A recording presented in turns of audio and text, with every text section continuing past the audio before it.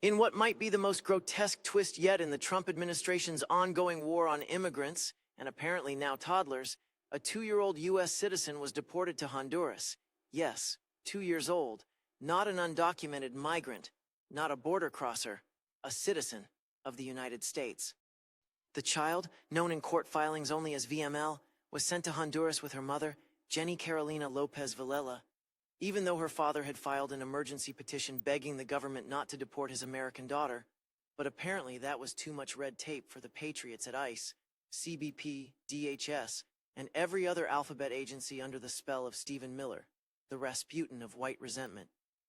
According to court documents, the mother and daughters showed up for a scheduled immigration appointment in New Orleans because under Trump, the punishment for following the rules is exactly the same as breaking them.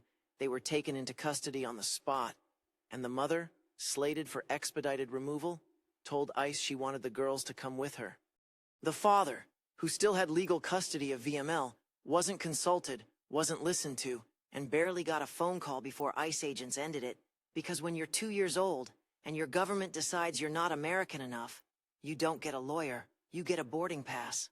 Even U.S. District Judge Terry Doughty, a Trump appointee, sounded alarmed. He said it is illegal and unconstitutional to deport a U.S. citizen, and added that he suspects the Trump administration did it with no meaningful process. He scheduled a hearing for May 16th, assuming the child's citizenship matters more than her GPS location. This is not a mistake, it is policy. It matches the pattern of other illegal deportations, like Kilmar Abrego Garcia, the Maryland man shipped off to El Salvador while his case was still pending. This is how the administration handles due process, with a blindfold and a plane ticket.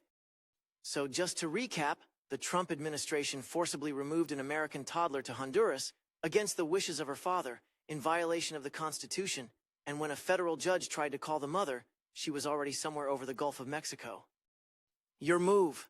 America, please like and subscribe for more news that feels like a deleted scene from a dystopian reboot of Sesame Street.